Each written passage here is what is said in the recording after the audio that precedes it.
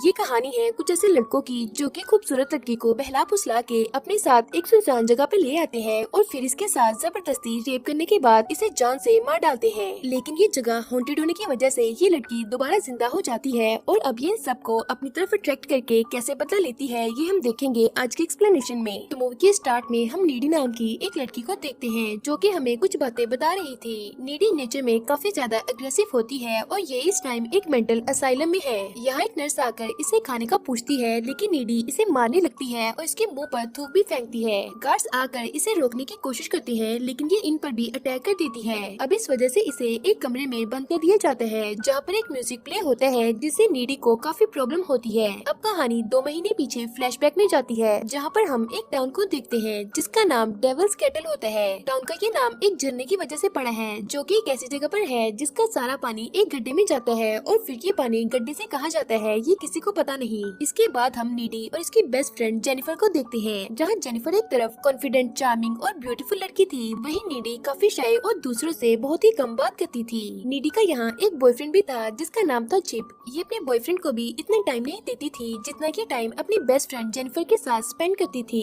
एक दिन Jennifer needy को अपने साथ एक क्लब में चलने का बोलती है तो ये इसे हाँ कर देती है। रात को ये दोनों तैयार होकर क्लब जाने लगते हैं लेकिन चिप को ये बात अच्छी नहीं लगती और ये नीडी को रोकता है मगर ये फिर भी जेनिफर के साथ क्लब में आ जाती है। क्लब के अंदर जेनिफर की मुलाकात एक बैंड मेंबर निकोलस से होती है। जेनिफर इससे बातें करने लगती है और फिर इसके लिए ड्रिंक भी लेने जाती है। इसके जाने के बाद निकोलस अपनी टीम मेंबर से जेनिफर के बारे में कुछ उल्टी सीधी बातें करते हैं जो कि नीडी सुन लेती है और इसे ये बातें पसंद नहीं आती। ये सब कुछ जाकर जेनिफर को बताती है मगर वो इसे इन सब बातों को इग्नोर करने का बोलती है। इसके कुछ देर बाद बैंड की परफॉर्मेंस शुरू होती है कि तभी क्लब में आग लग जाती है और सभी लोग अपनी जान बचाकर भागने लगते हैं। नीडी और जेनिफर भी बाथरूम की एक विंडो तोड़कर यहाँ से निकल जाते हैं। बाहर आने पर इन्हें निकोलस मिलता है जो कि जेनिफर को अपने साथ चलने का बोलता है। नीडी से मना करती है क्योंकि इसे निकोलस पर बिल्कुल भी भरोसा नहीं था मगर जेनिफर इसकी बात नहीं मानती और ये निकोलस के साथ चली जाती है। नीडी घर आकर जल्दी से चिप को कॉल करती है और इसे पूरी बात बताती है कि कहीं जेनिफर के साथ कुछ बुरा ना हो जाए। तब इसके दरवाजे पर कोई नॉक करता है लेकिन जब ये जाकर दरवाजा खोलती है तो वहाँ कोई नहीं होता।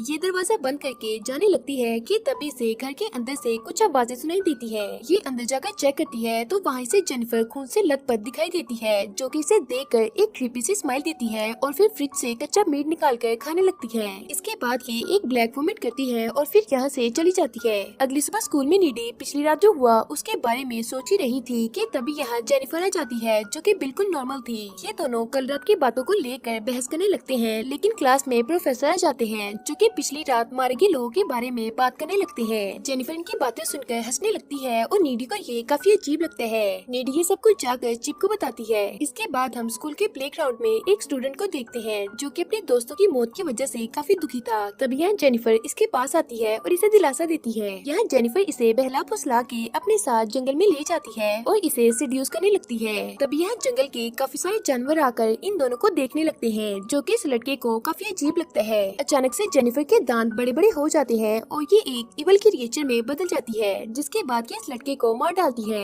इसके चिल्लाने की आवाज स्कूल के प्रोफेसर सुन लेते हैं और ये जंगल में आकर चेक करते हैं जहाँ ये इस लड़के की आधी खाई हुई लाश को देखकर डर जाते हैं और ये पुलिस को कॉल कर देते हैं। रात को हम देखते हैं कि नीडी और जेनिफर फोन पर बात कर रहे थे क्योंकि नीडी टाउन में होने वाली चीजों से काफी ज्यादा परेशान थी मगर जेनिफर को इससे कोई भी फर्क नहीं पड़ता। तभी यहाँ हम देखते हैं कि जेनिफर एक लाइटर से अपनी जीप को आग लगाती है लेकिन इसे आग से कुछ नहीं होता और ये अपने आप को गॉड बताती है। अगले दिन स्कूल में प्रोफेसर सबको ये बताते हैं कि लो सोल्जर बैंड का सॉन्ग काफी फेमस हो गया है और अब बैंड अपनी कमाई का कुछ हिस्सा मरने वाले की फैमिली को देगी। दरअसल ये वही बैंड है जिनके साथ जेनिफर उस रात गई थी। प्रोफेसर की बात पर नीडी कहती है कि ये सब झूठ है क्योंकि उन्होंने तो उस रात किसी की भी मदद नहीं की थी जब सब लोग मर रहे थे। ये सुनकर क्लास की एक लड़की बैंड को सपोर्ट करती है जिसके साथ नीडी की काफी ज्यादा बहस हो जाती है। क्लास खत्म होने के बाद कोलिन नाम का एक स्टूडेंट आकर जेनिफर से मूवी डेट पर चलने का पूछता है मगर जेनिफर इसे अपने साथ कहीं और ले जाने का कहकर यहाँ से चली जाती है। अब रात को जेनिफर कोलिन को एक अंडर कंस्ट्रक्शन घर में बुलाती है और कोलिन वहाँ चला आता है। यहाँ ये नोटिस करते हैं कि जेनिफर की आंखों का कलर चेंज हो गया है जिससे ये काफी ज्यादा डर जाता है लेकिन जेनिफर इसे मार डालती है और इसके मांस को खाने लगती है। अब हम नीडी को देखते हैं जो कि चिप के साथ होती है। नीडी को यहाँ अजीब अजीब जेनिफर के विजन्स आते हैं जिनसे डर कर ये चिप के घर से चली जाती है। रास्ते में इसे जेनिफर दिखाई देती है जो कि इसकी गाड़ी पर जंप कर देती है। नीडी नीडी इन सब चीजों से काफी ज्यादा डर जाती है और ये अपने घर आकर रोने लगती है। तब इसके पास जेनिफर आती है और ये इसे उस रात की सारी बातें बताती है जिस रात क्लब में आग लगी थी। दरअसल निकोलस और उसका बैंड जेनिफर को उसी झरने के पास ले जाते हैं जिसे हमने मूवी के स्टार्ट में देखा था। ये लोग अपने बैंड की सक्सेस और फेमस होने के लिए जेनिफर को सैक्रिफाइस करने वाले थे। यहाँ निकोलस इससे पूछता है कि क्या ये वर्जिन है, तो जेनिफर डर कर इससे झूठ बोल देती है कि हाँ ये अभी भी वर्जिन है। निकोलस ये सुनकर एक नाइफ से स्टैब करके जेनिफर को मार देता है और अपने रिचुअल को कंप्लीट कर लेते हैं। अब क्योंकि यहाँ जेनिफर वर्जिन नहीं थी तो ये जिंदा हो जाती है और इसमें डेविल पावर्स आ जाती है। दरअसल यहाँ पर होना ये था कि अगर जेनिफर वर्जिन होती तो इसके सैक्रिफाइस करने पर निकोलस को सक्सेस मिल जाती, मगर यहाँ पर हुआ ये कि निकोलस के बैंड को सक्सेस तो मिल गई मगर इसके वर्जिन ना होने की वजह से डेविल ने इसे पोजेस कर लिया। अब ये सब बातें बताने के बाद जेनिफर अपने हाथ पर एक कट भी लगाती है जो कि फौरन ही ठीक हो जाता है। नीडी इससे काफी ज्यादा डर जाती है और ये जेनिफर को यहाँ से जाने का बोलती है। ये नीडी के कमरे की खिड़की से कूदकर यहाँ से चली जाती है जो कि नीडी को और भी ज्यादा डरा देते हैं। अगले दिन नीडी कॉलम के फ्यूनरल को अटेंड करती है और फिर ये लाइब्रेरी में जाकर इन सब चीजों के बारे में पता लगाने लगती है। अब यहाँ कुछ बुक्स को देखकर इसे पता चलता है कि वो स्क्यूबस है और जेनिफर को यंग एंड ब्यूटीफुल रहने के लिए ह्यूमन फ्लैश की जरूरत है। ये जानकर नीडी को चिप की फिक्र होती है कि कहीं ये भी जेनिफर का शिकार न हो जाए। नीडी चिप को जाकर ये सब कुछ बताती है मगर वो इसकी बात पर यकीन नहीं करता।